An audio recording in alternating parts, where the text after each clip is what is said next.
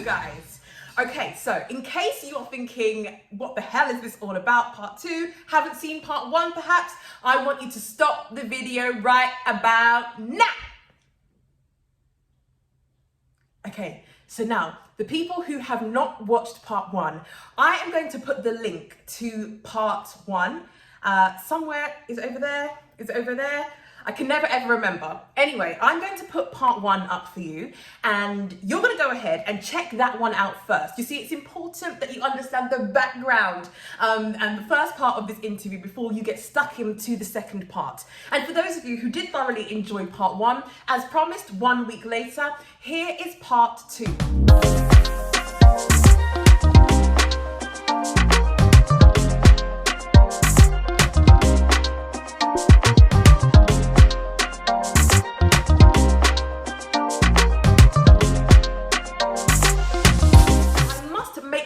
Apology, actually. One of you contacted me.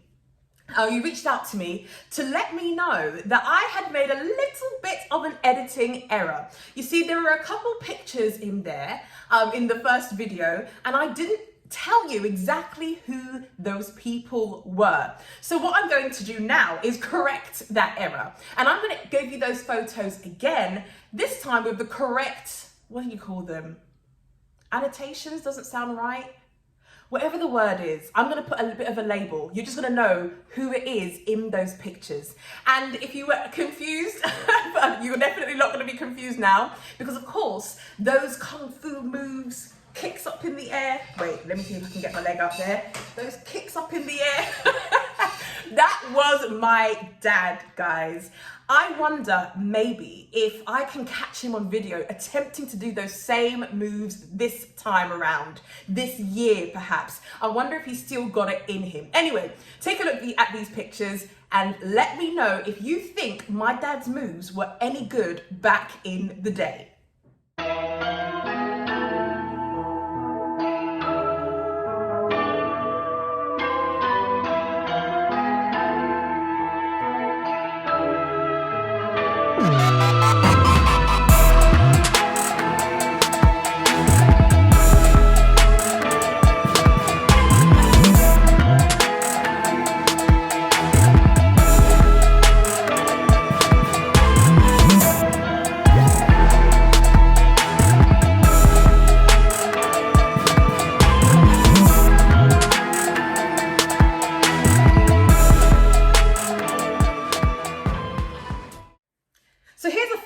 For you, actually, these kung fu films had such a, oh my goodness, my dad talks about them having an impact on him, but for my dad, he had 3 girls. Myself, and I'm number 1, and Danielle is number 2, and Leah is the baby, number 3. Now, they will tell you that we were forced often to watch these movies with my dad. And so we used to know these movies like off by heart. Everyone would be practicing the moves. You had the, was it Snake in the Eagle's Shadow, Snake and Crane, Drunken Master 1, Drunken Master 2. Listen, I grew up watching all of these because of my dad. And actually, one of my sisters, Danielle, in fact, I introduced her to you all already. So I'm gonna put the link to her video somewhere here or over there. I can never remember which side it is. She actually followed in my dad's footsteps, and she went to these kung fu classes.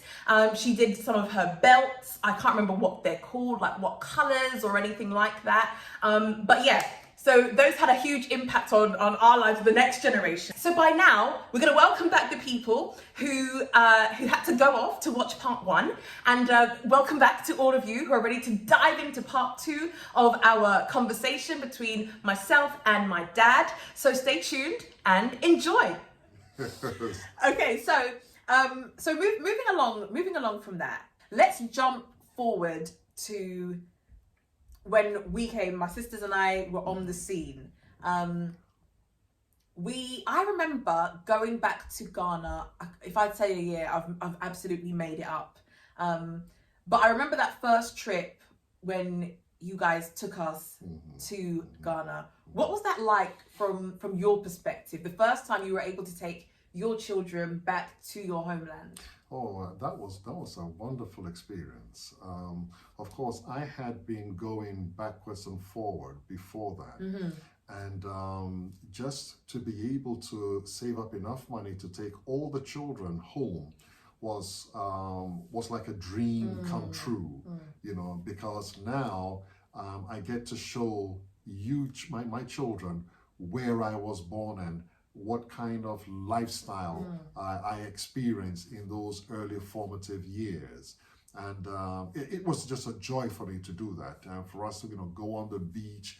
And that was a real holiday, you know, and the fact that we were at home, you know, it just made all the difference. And the space, we were no longer, you know, bogged down in a small place anymore, but we had space to roam about, and the food to enjoy.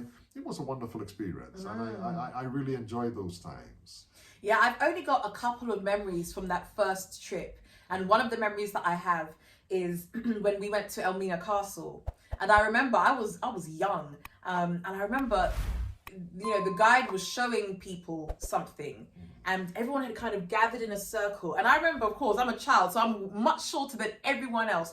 I remember frantically running, trying to get in between and see what everyone was looking at, and I couldn't see. So I remember crying my eyes out because I was not able to see whatever was being shown. And so I came out and sat on a wall outside instead. But that is something I can see as clear as day, even now. I can't remember how many years. Leah could not have been one. No, Leah was a baby at that time. Leah was a baby in arms. So then I must have been about 4 or 5. Yes. And Daniel was about 3. Yeah. Leah was a baby. But it was a wonderful experience. Elmina Castle is always one of those places that, you know, one should visit because it's historical. And your mother wanted to see, and I wanted her to understand some of the history, what we have gone through, and history is just knowledge. And so for her sake, I wanted her to see it. And you know, well, she was very emotional when she got to Elmina Castle and saw how slaves were treated, and when they had to pass through the door of no return, and you know, where the slaves had to stay until the ships came. The whole experience was one that, you know, it's as though you're reliving it. You're experiencing what our forefathers had to go through. Yeah. And I would, you know, strongly recommend that anyone who has the opportunity to visit Ghana, visit the Elmina Castle and see our history. Yeah, well, I definitely plan, when we're back, I plan to take the children. We have a number of trips, and Elmina Castle is definitely one that I want to take the children to when we're back. So, okay, so you gave us our first taste of Ghana when we were very young. My biggest gripe has been that we did not learn the language as children. We didn't learn any of the languages as children. I remember we used to beg my dad, please teach us, teach us, teach us. My dad would tell us he doesn't know how to speak it. But then what was strange is that when he was with people who are also from Ghana, they were not speaking English. So Dad, why did you refuse to teach us the language? Yeah, well, remember, I mean, growing up here, I did not have other Ghanaians during those days who we would speak with. You know, my parents, they had a limited friendship, and they didn't have children our age group. So we didn't grow up among Ghanaians speaking.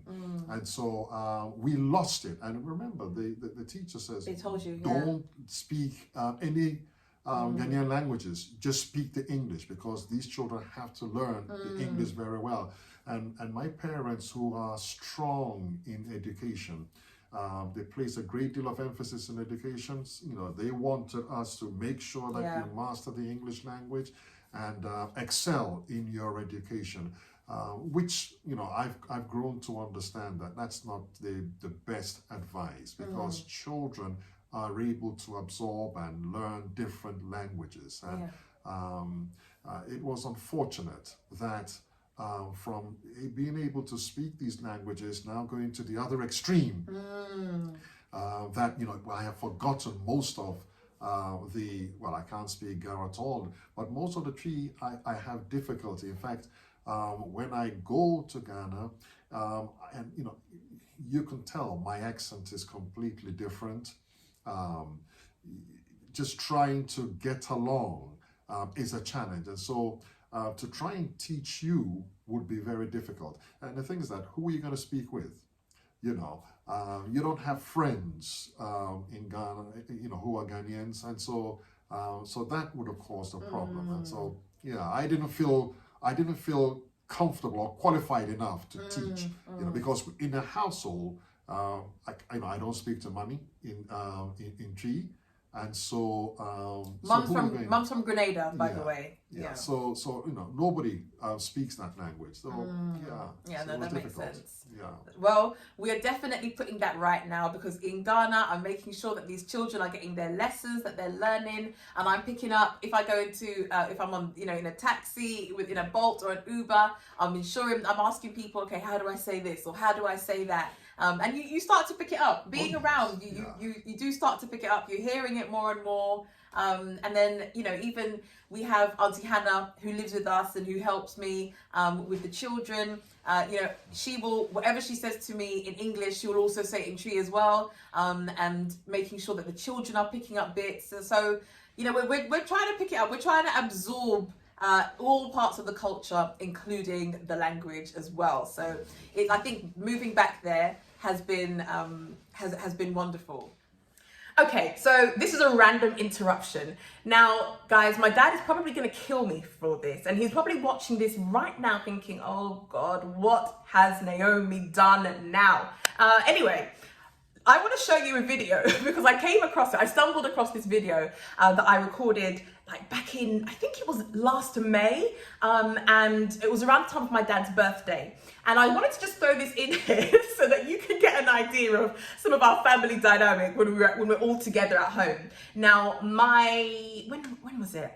I think it was right, yeah, my dad's birthday. So my dad's birthday is May the 27th and I'm May the 28th. I was supposed to be his birthday present, but I came one day late.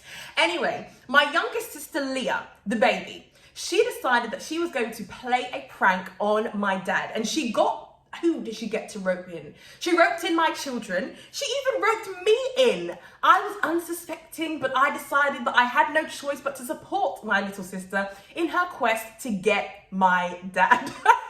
Now I'm throwing this in here. You get to see another side of him, not always so serious, and so someone said in the comments that he looks so distinguished, and by my goodness, he absolutely is. But you'll be pleased to know that at home, when he's chilling with us, he is able to let his hair down, so to say, is able to have a laugh, and we are able to have some really, really good times with him. So check this video out, and we'll go right back to the interview. I'm going to Secondis to get some food to eat. Oh, what the hell was that? Oh, this one is speaking. You don't speak to me.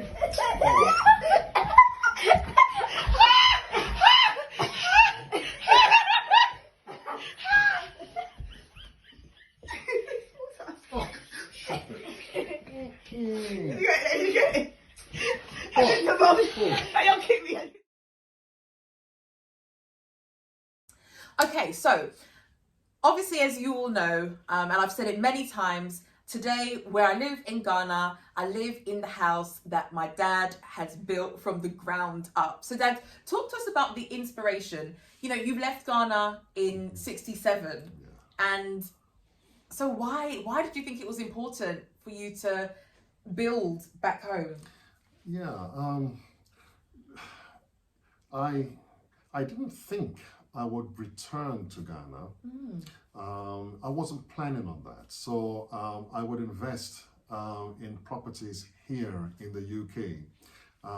But I went through a phase where I experienced a disappointment, and it was the turning place in my life that I thought, well, you know what? Let me go to Ghana and let me see if I can really invest something there. Did you consider anywhere else in the world? I did, yes. I asked my wife if she would want us to consider going to Grenada. to build there and to establish something there. And she felt, no, she didn't want that because she felt the place was too small. I said, all right, well, I'm going to go to Ghana and see what we can do there. And so when I went there, I seized the opportunity to purchase land, and I decided, well, you know what, I'm going to invest and build something here, you know. But, you know, I always had my family in mind, you know, and so the building that we put up there was having all of you in mind. Even though you're all grown and probably won't live there, you know, it was still my intention to make sure that I provide for the family. And so I built what I built, having my children, my family in mind. Yeah. And so when did you start that building project? Oh, must be about 2009. Wow. Yeah, I bought the land then, and it was very shortly afterwards that, you know, we put the wall around. In fact, the whole place was like bush, barren, you know, and there was nothing there. I was told by the surveyor that most of the land had already been sold and were owned by different people. But it's just that nobody had started any building or development there. And so when I put my wall up, I came back the following year to start digging the foundation to, you know, put the property up. I did that, and to my surprise, every year when I go, I can see other houses popping up. My neighbors are using my wall now, and they are now, you know, developing their side. And I thought, wow, this is fantastic. And, you know, as the years just went by, I'm surprised that it has become totally habited, you know, like a real little town there. Yeah, it has. But there we go, there we go, yeah. But I'm so happy that we were able to do that, because I guess as men, we are providers. Men will take delight in providing for their families. And I think the greatest achievement any man could have is to know that, well, I've been able to provide something for my family, you know. And when we were able to complete this building, get it to a stage where it is habitable. So we land at the Kotoka International Airport. We're able to take a taxi straight to our home, bring our luggage into our own house, and be able to sleep on our own beds. There's no greater satisfaction than that, you know. And even though I'm not there right now, the fact that you and my grandchildren are there, that gives me the greatest joy. Because many people build for their families and themselves, and they say, you know, oh, I'm going home. But they never make it. You know, they never make it. And the house is there, somebody else comes and occupies it. But I'm happy that I can live to see my children and my grandchildren in the house that I have built. It gives me great satisfaction to know that they are enjoying. I can see them running up and down, and they feel at home. They feel this is ours. You know, nobody can throw them out. You know, and that's the greatest joy any father can have. So I praise God that, you know, this has become a reality. You know, and of course at Christmas time, when we're all able to go, and you know, we're all there, we have our space, we're able to eat, laugh and enjoy. I mean, that's what family is all about, isn't it? And it's been great. It's been great to have other my siblings even come to the house as well, and we are able to enjoy one another's company. God has blessed us, and we are able to enjoy this together, and I just thank God for that. Wonderful. Okay, so what would be your best advice to me, and not only to me, but to others who maybe are of a similar age to me, when it comes to, you know, whether it be, you know, relocating, investing, you know, when it comes to the motherland, when it comes to Ghana, what would be the best advice that you could give me? Life is short. Live it. Live it to the full. As you are young, try and purchase some land. Yes, your parents may have built something for you, but you also try and purchase something for yourself. Build for yourself. You know, you have children. Leave a legacy for your children. Do something for them. Now is the best time to relocate because Ghana is just flourishing. Yeah. Ghana has great opportunities. And this is the time really to seize those opportunities and do something for yourself and something with yourself. Many people today want to return to Ghana, but you know, the greatest expense that anyone will have is a mortgage or your rent. Yeah. You know, but once you've been able to put a roof over your head, that's 70-80% Yeah. of your expenses taken care of. That's true. You know, and then, you know, to be able to eat, it doesn't cost very much to eat. You know, you can live a simple, moderate life and you can be happy. Very. You know, so I would strongly advise young people, if you're thinking of returning to the motherland or visiting the motherland, please do so. If you're able to purchase land, go ahead and do it. Land always appreciates. Properties always appreciate. Properties are always good investments, you know, and if you're able to put something up, you know, you won't regret it. My advice is that do it whilst you're young. Enjoy that life that God has given you and make the most of it. Absolutely. All right, thank you for sharing. So we're going to end with me asking you maybe a couple questions. The first is, what is something that you can reveal here, a To the Motherland exclusive, something about you that most people watching, and maybe even me, wouldn't know?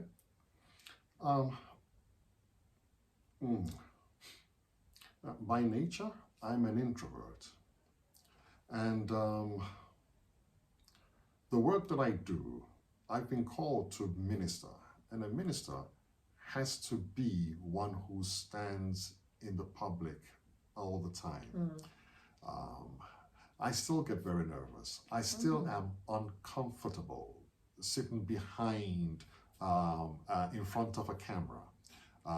You know, so I don't like it, but my job forces me to do so, you know, but I'm relieved every time I've made a presentation and I'm able to go away from that presentation, leave the camera. I'm just relieved that it's all over. Yeah. So if you don't know, that's one of the things that I struggle with. But God has been good. God has been good because, you know, from 88 to now, what's that, 34 or so years? Yeah. 34 years, you know, this is what I've been doing. And God has blessed me so much so that I'm here today and still doing ministry. Okay. And what are 3 words that you would use to describe yourself?